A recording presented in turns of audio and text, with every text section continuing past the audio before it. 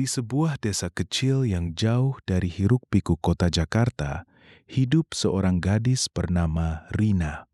Rina berusia 22 tahun dan sudah menjadi tulang punggung keluarga sejak ayahnya meninggal dunia 2 tahun lalu. Meskipun hidupnya sangat miskin, hatinya selalu penuh kebaikan dan kasih sayang kepada siapa saja. Setiap pagi sebelum matahari terbit, ia sudah bangun untuk menyiapkan dagangan nasi goreng sederhana. Ia menjualnya di pinggir jalan dengan harapan bisa membiayai pengobatan ibunya yang sakit-sakitan. Suatu siang yang terik, cuaca sangat panas hingga membuat keringat bercucuran di dahi Rina. Ia hanya memiliki sedikit bahan makanan untuk dijual hari itu. Bahkan untuk makan siangnya sendiri pun pas-pasan. Sambil berjalan menuju pasar, matanya tertuju pada seorang nenek tua yang duduk lemas di pinggir jalan. Nenek itu tampak sangat lelah, wajahnya pucat, pakaiannya kusut, dan tubuhnya gemetar karena lapar. Rina merasa hatinya tersentuh melihat pemandangan itu meski perutnya sendiri sudah keroncongkan. Tanpa berpikir panjang, Rina langsung mendekati nenek tersebut dengan langkah yang cepat. Ia menyapa dengan suara lembut dan penuh perhatian. "Nenek, apakah nenek baik-baik saja?" Nenek itu mengangkat wajahnya pelan dan menjawab dengan suara yang sangat lemah. "Ya, anakku, aku tersesat dan sudah seharian ini belum makan apa-apa," katanya sambil menahan rasa malu. Rina tersenyum hangat meski hatinya ikut sedih melihat kondisi nenek itu. Rina segera mengeluarkan bekal nasi goreng yang seharusnya menjadi makan siangnya sendiri hari itu. Ia menyodorkan makanan itu dengan tangan yang tulus. "Ini, nenek, makanlah dulu, meski hanya ini yang saya punya." Nenek asing itu menerima dengan mata yang langsung berkaca-kaca karena terharu. "Terima kasih banyak, nak. Kamu gadis yang sangat baik hati," ujarnya sambil memegang tangan Rina. Mereka berdua kemudian duduk bersama di pinggir jalan yang teduh untuk makan hidangan sederhana itu. Sambil makan, Rina bercerita tentang kehidupannya yang penuh perjuangan setiap hari. Ia menceritakan bagaimana ia harus menjaga ibunya yang sakit dan berjuang mencari uang.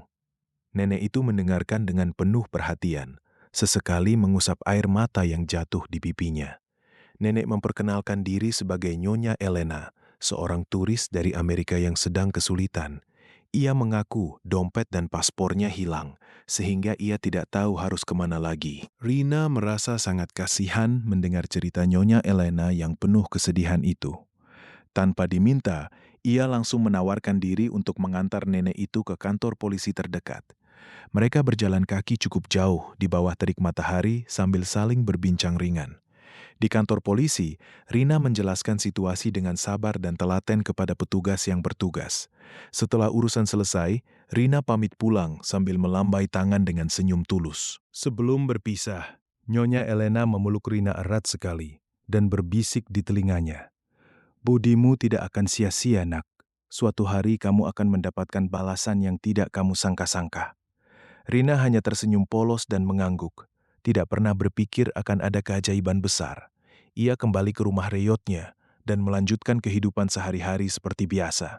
Beberapa hari kemudian, Rina sudah hampir melupakan kejadian pertemuan dengan nenek asing itu. Kondisi ibu Rina semakin memburuk dan biaya pengobatan semakin tidak terjangkau. Rina sering menangis diam-diam di malam hari sambil berdoa meminta keajaiban dari Tuhan. Ia terus berjualan nasi goreng dengan semangat meski tubuhnya sudah sangat lelah. Suatu pagi yang cerah, sebuah mobil mewah berwarna hitam mengkilap berhenti tepat di depan rumahnya. Tetangga-tetangga langsung berkerumun karena jarang sekali melihat mobil seindah itu di desa mereka. Dari dalam mobil, keluar seorang pria berpakaian rapi dan formal, yang ternyata seorang pengacara ternama. Ia bertanya kepada warga sekitar dan akhirnya menemukan Rina yang sedang menyapu halaman rumah. "Maaf, apakah ini rumah Mbak Rina? Saya ada urusan yang sangat penting," katanya dengan sopan. Rina terkejut dan menjawab dengan suara gugup. "Iya Pak, saya Rina. Ada apa ya?" Pengacara itu tersenyum ramah dan memperkenalkan diri sebagai Bapak Andi dari firma hukum besar. Bapak Andi menjelaskan bahwa ia datang mewakili Nyonya Elena yang ingin berterima kasih. Rina membelalakan matanya karena tidak menyangka nenek itu masih mengingatnya. "Nyonya Elena, nenek asing yang saya bantu makan nasi goreng tempo hari?" tanya Rina heran. Pengacara mengangguk dan mengatakan bahwa Nyonya Elena adalah seorang miliarder yang sangat kaya. Ia memiliki kekayaan bernilai triliunan rupiah dari perusahaan multinasional yang ia miliki. Rina masih tidak percaya dan menggeleng-gelengkan kepala karena kaget mendengar berita itu. Bapak Andi kemudian mengajak Rina naik ke mobil mewah untuk pergi ke kantor notaris di pusat kota. Di perjalanan, Rina duduk dengan gelisah sambil memegang tangannya sendiri yang dingin. Sesampainya di kantor notaris, surat wasiat resmi Nyonya Elena dibacakan di depan Rina. Isinya sungguh mengejutkan. Seluruh harta Nyonya Elena diberikan kepada Rina sebagai ahli waris tunggal. Rina langsung menangis terseduh-seduh sambil berkata, "Ini tidak mungkin, Pak. Saya hanya memberi makan sekali saja." Pengacara menjelaskan bahwa Nyonya Elena sengaja menguji kebaikan hati banyak orang di seluruh dunia. Rina adalah satu-satunya orang yang lulus ujian itu dengan tulus tanpa mengharapkan balasan apapun.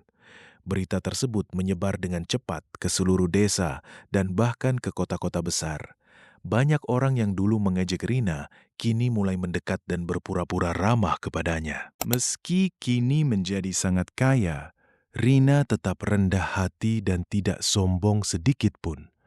Langkah pertamanya adalah membawa ibunya ke rumah sakit terbaik di Jakarta untuk dirawat. Rumah reyot mereka direnovasi total menjadi sebuah rumah mewah dengan taman yang indah. Rina juga mendirikan sebuah yayasan amal untuk membantu anak-anak miskin dan nenek-nenek terlantar.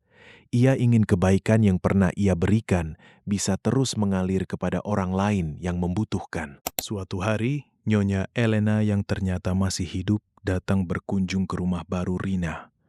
Mereka berdua bertemu lagi dan langsung berpelukan erat di teras rumah yang luas itu. "Terima kasih, Nenek. Semua ini terjadi karena kebaikan Nenek yang mengubah hidup saya," kata Rina sambil menangis. Nyonya Elena tersenyum bahagia dan menjawab, "Justru kamu yang mengubah hidupku dengan keikhlasanmu." Kedua wanita itu kemudian duduk bersama sambil mengenang hari pertama mereka bertemu. Namun, tidak lama kemudian muncul konflik ketika saudara jauh Nyonya Elena datang menuntut bagian harta. Mereka mengklaim bahwa Rina tidak berhak menerima seluruh warisan tersebut. Kasus itu dibawa ke pengadilan dan menjadi berita besar di media nasional. Pengacara Andi membuktikan di depan hakim bahwa surat wasiat Nyonya Elena sah secara hukum. Akhirnya, Rina memenangkan kasus itu dan hidupnya semakin tenang tanpa gangguan lagi. Dengan kekayaan yang ia miliki, Rina terus berbuat kebaikan setiap hari tanpa henti. Ia juga akhirnya menemukan cinta sejati dengan seorang pemuda baik hati yang mencintainya apa adanya. Pemuda itu tidak tergiur dengan harta Rina, melainkan dengan kepribadiannya yang lembut. Mereka menikah dalam sebuah upacara sederhana namun penuh kebahagiaan. Kini gadis miskin yang dulu hanya punya hati baik, itu telah menjadi wanita sukses dan dermawan. Rina sering mengunjungi sekolah-sekolah di desanya untuk memberikan beasiswa kepada anak-anak pintar. Ia ingin tidak ada lagi anak yang putus sekolah karena alasan ekonomi seperti dirinya dulu. Setiap kali bertemu anak kecil, ia selalu mengingatkan mereka untuk selalu berbuat baik. Kebaikan itu seperti benih. Suatu hari akan tumbuh menjadi pohon yang rindang, katanya dengan lembut. Anak-anak itu mendengarkan dengan mata berbinar penuh harapan untuk masa depan. Ibu Rina, yang kini sudah sehat kembali, sering tersenyum melihat perubahan hidup putrinya. Ia bangga sekali karena Rina tidak lupa daratan meski sudah menjadi orang kaya. Setiap malam mereka berdua duduk di teras sambil mengobrol tentang hari-hari yang telah dilewati.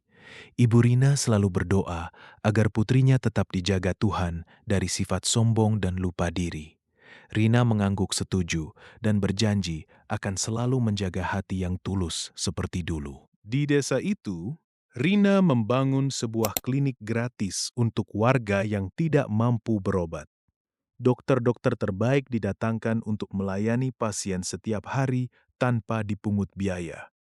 Nenek-nenek dan kakek-kakek yang dulu kesulitan kini bisa mendapatkan pengobatan yang layak. Rina sering datang sendiri ke klinik untuk memastikan semuanya berjalan dengan baik. Ia merasa bahagia setiap kali melihat senyum kesembuhan di wajah orang-orang. Suatu hari, Rina menerima undangan untuk berbicara di sebuah acara inspirasi di Jakarta. Ia bercerita tentang kisah hidupnya dari gadis miskin menjadi pewaris harta triliunan. Seluruh audiens terdiam dan banyak yang menangis mendengar cerita kebaikannya. Rina menekankan bahwa kebaikan tidak pernah sia-sia meski kadang terasa kecil. Mulailah dari hal kecil, karena Tuhan melihat niat yang tulus di hati kita, katanya mengakhiri pidato.